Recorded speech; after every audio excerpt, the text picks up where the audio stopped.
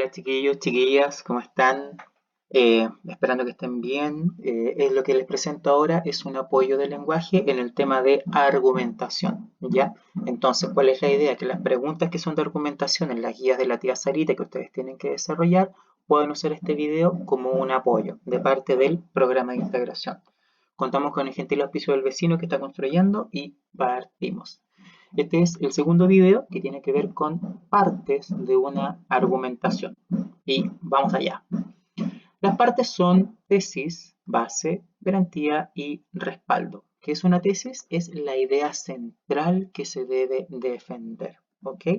Esta puede ser polémica porque obviamente toma postura respecto a un conflicto o una situación que se está discutiendo. ¿Ya? Es en el fondo cuál es la idea que tú me quieres vender con todo este texto que me estás diciendo.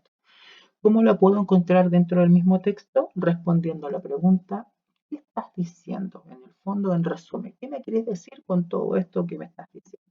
En este caso, yo opino, nuestro personaje invitado a 31 minutos nos dice, yo opino que se debe declarar cuarentena nacional. Mira tú, polémico el yo opino. La base son los argumentos que defienden la tesis, ¿ya? Son las razones en el fondo que le dan el fundamento, que pueden ser más de una. Tú la puedes encontrar dentro del texto respondiendo a la pregunta, ¿por qué dices esto? ¿Por qué? ¿En qué te basas tú para poder dar esta tesis? En este caso, Yupino nos dice, porque la cuarentena disminuye el traslado de personas. La garantía relaciona la tesis con la base, ¿ya? Explica cómo se relaciona esta idea central que yo te quiero vender en la tesis con el argumento, el porqué, la razón que te estoy dando. La puedo encontrar dentro del texto respondiendo a la pregunta, ¿y eso qué tiene que ver? Y yo opino dice que si se disminuyen los traslados de las personas, se disminuyen las posibilidades de contagio. ¿Qué está diciendo yo opino con todo esto? En el fondo está diciendo que si yo disminuyo los traslados, que es lo que dije en la base, voy a disminuir la posibilidad de contagio, que es lo que lograría la cuarentena. Está haciendo la relación explícita entre tesis y base. Y el respaldo son ejemplos que demuestran la tesis, que pueden ser estudios, datos o cosas concretas que hayan pasado. Tú la puedes pillar con la pregunta y puedes demostrar eso. Y yo opino nos dice, sí, en China declaró la cuarentena el 23 de enero del 2020 en la región de Wuhan, no de Yahoo. Y hoy el contagio está controlado. Veamos un ejemplo en este texto. Creo que es necesario sancionar la violencia en las relaciones de pareja. Actualmente, la ley solo reconoce el femicidio cuando viene del esposo o conviviente. Esto implica que si un pololo agrede a su polola, solo se trata como un delito menor de lesiones. Por ejemplo, Consuelo, la joven de 19 años que viralizó un registro de su pololo agrediéndola, solo recibiría una sanción menor por su delito. Si aplicamos la técnica de las preguntas, vamos viendo qué parte es cuál.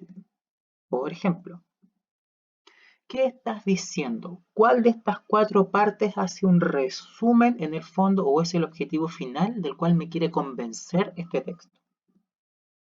¿Por qué dices eso? ¿Qué argumento me están dando?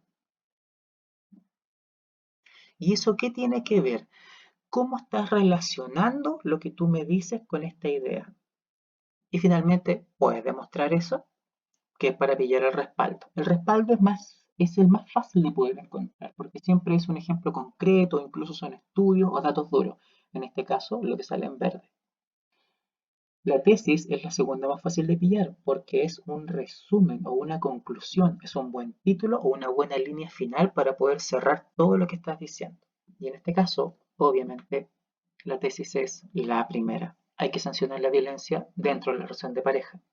La base es que efectivamente el problema es el vacío legal, que el femicidio solo existe cuando hay una relación de esposo, conviviente o ex.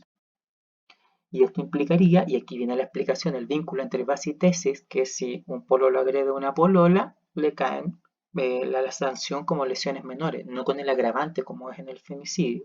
Y finalmente el respaldo con la ejemplificación del caso. Pero esto fue un texto fácil. Vamos con un texto real.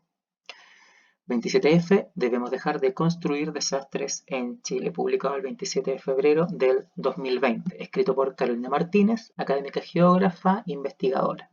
¿Ya? ¿De qué vamos a hablar? Vamos a hablar de el tsunami del 27F y además de todo el proyecto de reconstrucción que se ha hecho en el sur. Lo que hace ella en el texto es hacer una evaluación respecto de cómo anduvo el programa de reconstrucción, especialmente en la caleta Tubul, que se puede apreciar acá.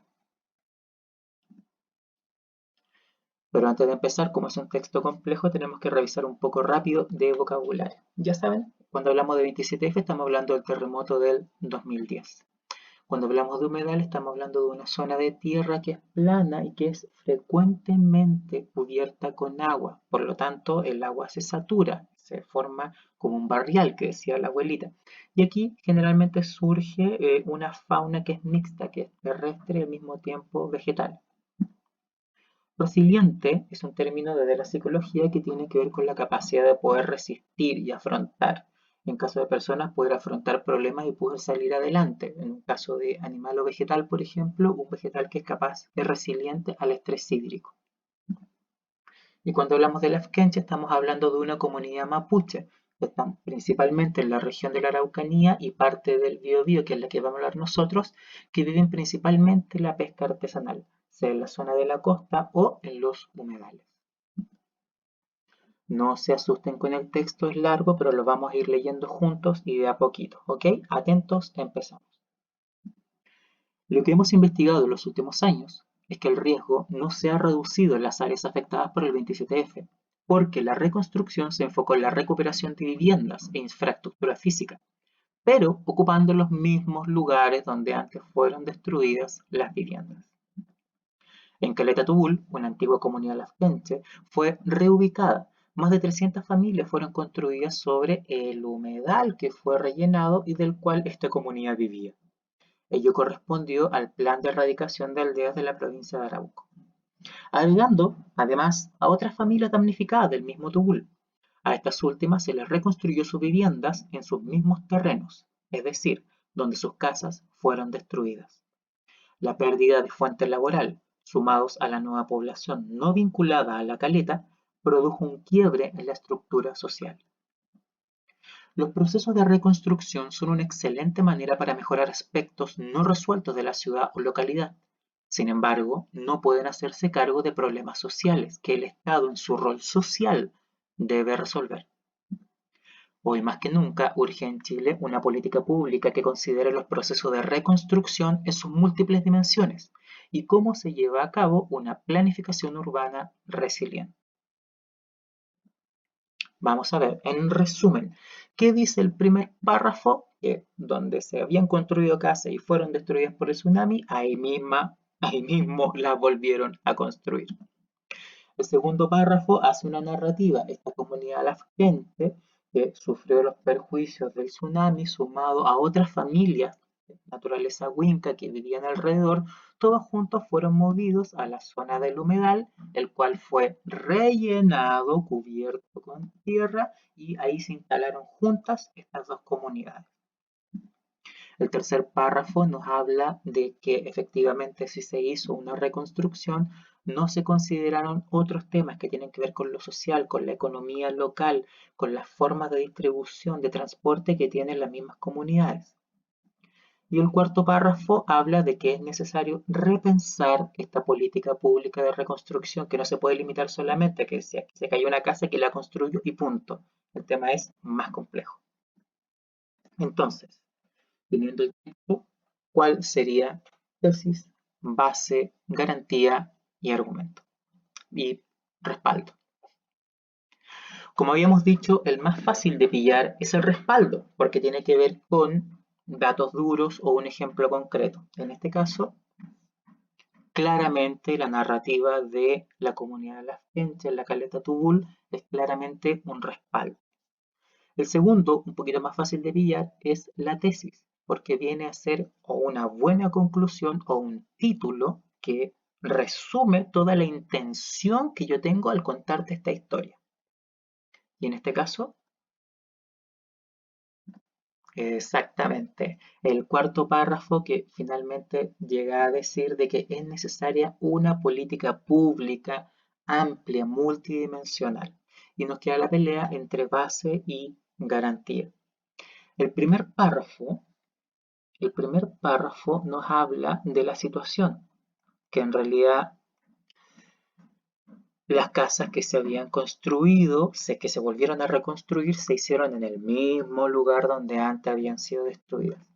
El tercer párrafo nos habla de que, si bien la reconstrucción se hizo, no se hizo a cargo de otros problemas sociales que eran tan urgentes como la misma reconstrucción. Volvamos, no nos perdamos. La la tesis que tenemos es necesaria una política multidimensional que no se limite solamente a reconstruir la casa, como vimos en el párrafo 2, que no consideraron las formas de vida ni las formas de producción que tenía esta comunidad. Entonces, ¿cuál de estos le está dando un porqué a la tesis? Efectivamente, el tercer párrafo es base porque dice que no se puede limitar a la reconstrucción y la garantía viene a relacionar que efectivamente cuando no se tomó en cuenta estas formas de vida, viene y se construye en el mismo lugar. Esto fue argumentación, partes, desde parte del programa de integración escolar.